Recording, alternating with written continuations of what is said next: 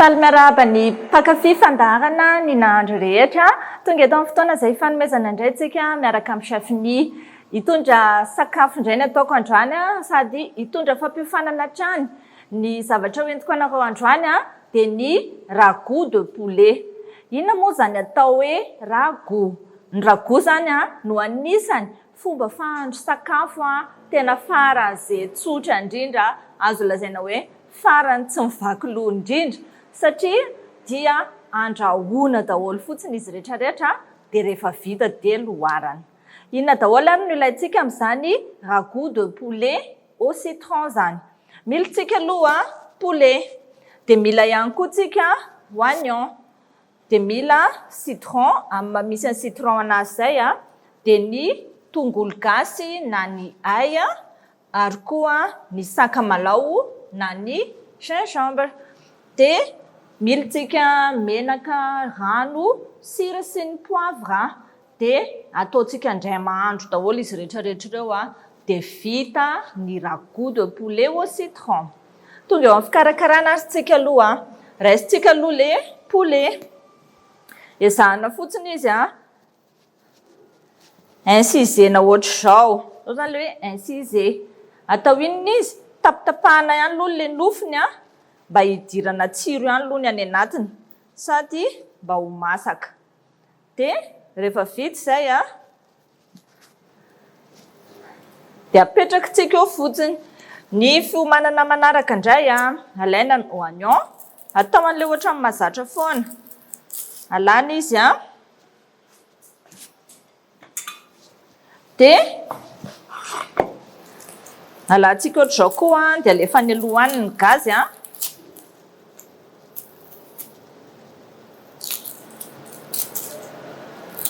ataoko eo izy aloha dia aveo izy tetitetehako na tetitetehana en julienne. Rehefa atao ohatran'izao izy dia rehefa mipariparitaka izy rehefa avy eo dia lasa julienne. Izay indray zany ilay oignon. Ataontsika eto akaiky ny poulet eto foana izy. Apariparitaka tsara ilay oignon ohatr'izao.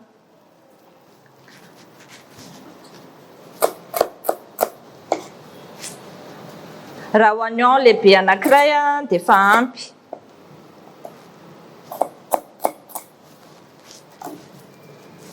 Manao préparation zany tsika io izao aloha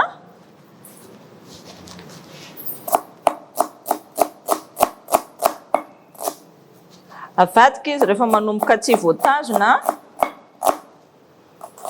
ary aparitaka izy dia lasa mahazo julienne na oignon tsika.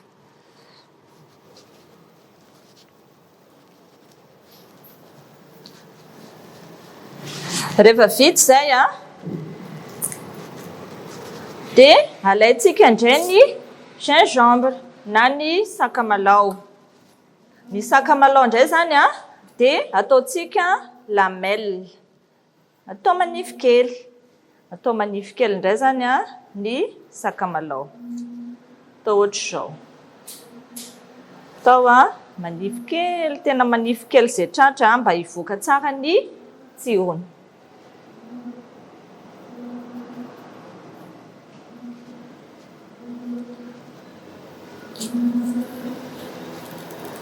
Rehefa vita izay dia raisintsika koa ny tongolo gasy dia ataontsika lamelle ihany koa.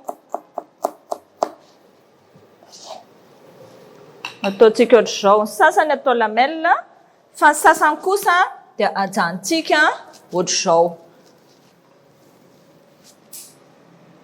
Ilay atao lamelle izy mamoaka tsiro kokoa dia izay ny anasivana anazy an'ilay tena madinika.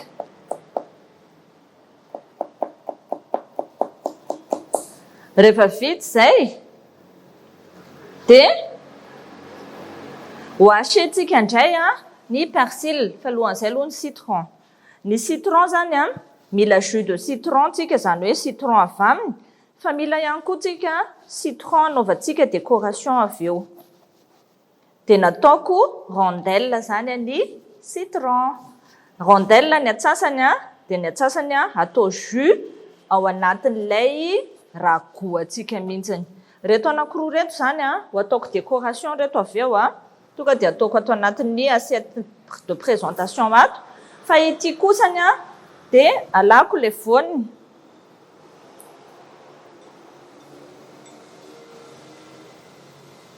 Satria izy ity dia ho ataoko jus andrahoana miaraka amin'ny hany mihitsy.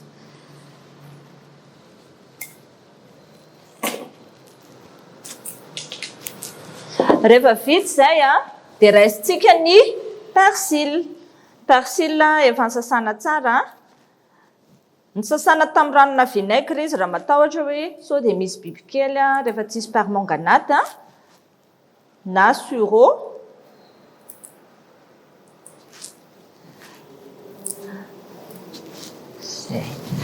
Dia ny anankiray ataontsika décoration. Ity zany ho ajanontsika koa atao décoration. Fa reto ho ataontsika persily haché.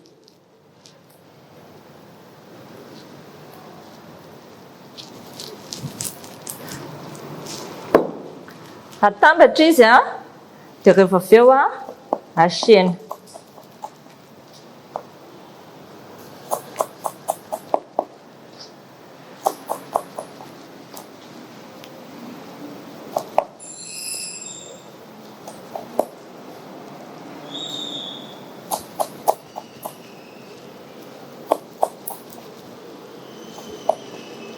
Atao izay madinidinika faran'izay mampadinika anazy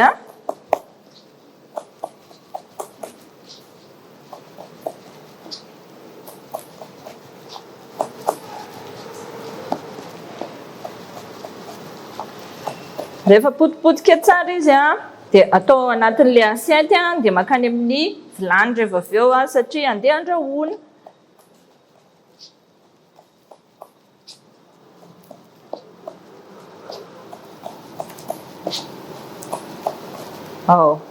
Vita izay dia ataontsika eto ihany satria izy makany anaty vilany rehefa masaka ny ragout de poulet antsika.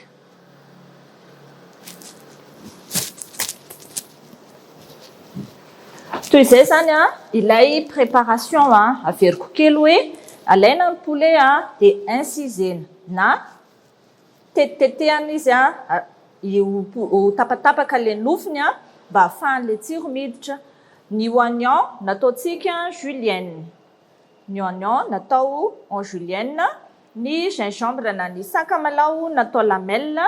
Ny citron ny sasany natao rondelle. Dia ny sasany andeha atao jus ao anatin'le izy. Ny tongolo gasy koa dia natao lamelle ihany koa. Dia persily no hachena. Dia nasiana tato anatin'ny assiette de présentation tato mba ahafahana manao décoration rehefa avy eo. Andeha indray zany tsika andeha ahandro amin'izay zao. Andeha ahandro anazy amin'izay tsika.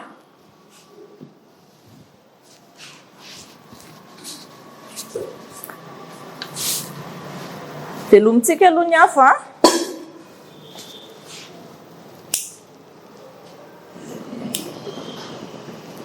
afo antonony dia apetrakintsika eo ny lapoaly tsotra kely ozy izy le izy satria tena hoe andrahoana fotsiny tsisy akanendinendy zany. Tena hoe andrahoana. Tonga dia nanino napetrako teo ny akoho dia nararako ny tongolo napetrako ny sakamalaho tsisy manendinendy mihitsy ozy izy zay le ragout aminazy. Narotsako ny tongolo gasy lamelle dia avy eo le tongolo gasy vaingavaingany ihany koa. Ny persily fotsiny no andrasako farany. Vita izay dia arotsako ny jus ana citron atsasany. Dia apitsika rano kely rano anamasahana anazy mihitsy moa zany. Arotsaka ny menaka. Tsy atao betsaka ny menaka. Dia asiana poivre kely. Ary farany asiana siro.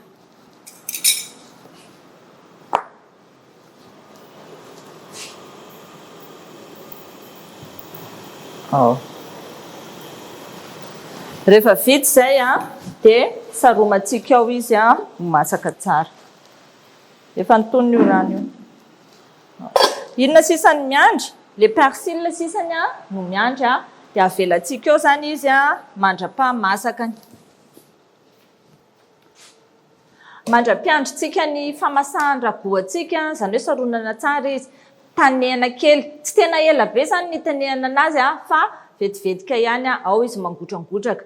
Rehefa akaiky ho ritra izy dia avela misy saosisaosy iny dia vita. Mandra-piandrintsika an'io ary dia isaintro kely tsika araka amin'ny CFP-ny.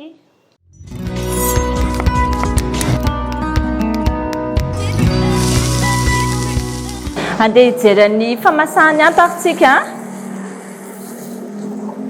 Efa manomboka manenoneno izy somary efa miritra dia tondrahantsika toy izao.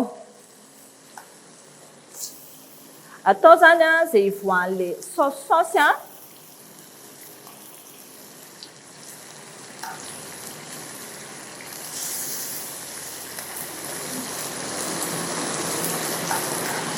rehefa somary saosisaosy izy fa zao izy mbola kiranondrano. Ireny zao ilay tongolo gasy tsy nipotehana, reto ny lamelle de gingembre, dia ny oignon julienne,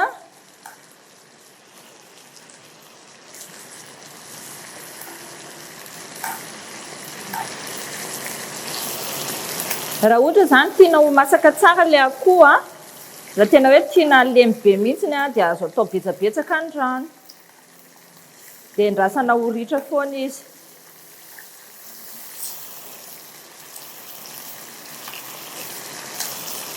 Rehefa tena akaiky ho ritra izy dia izay vao parsementsika na afafifafy ilay persil haché.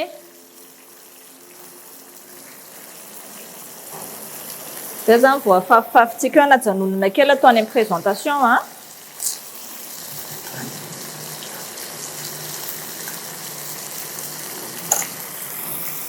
manina fa alefatsika daholo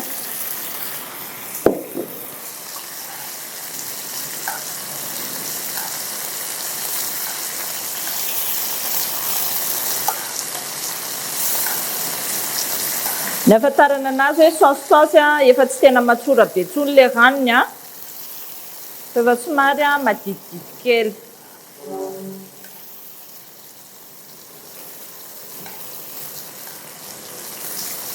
Sady efa miritra. Zay, lotsika amin'izay ny afo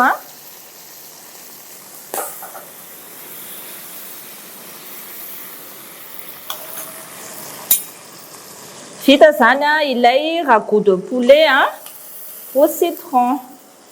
Misy ranona citron na jus de citron mihitsy ny tao anatiny tao apetrakitsika eo izy dia décoration an'ilay ataontsika ohatr'izao le citron atao décoration.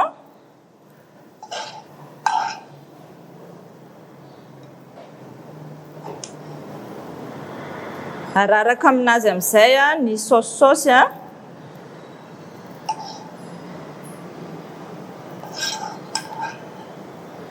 tsotra kely ny mahandro azy tena tsotra.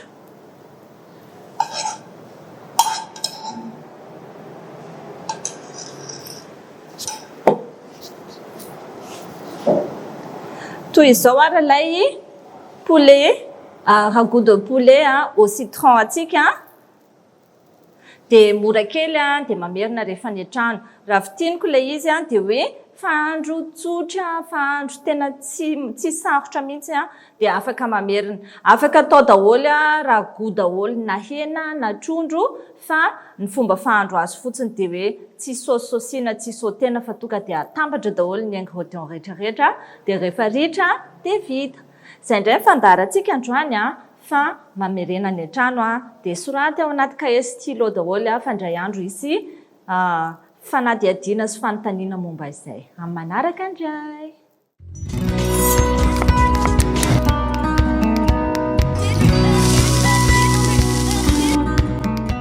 Formation en pâtisserie et cuisine iarahana amin'ny CFPNI.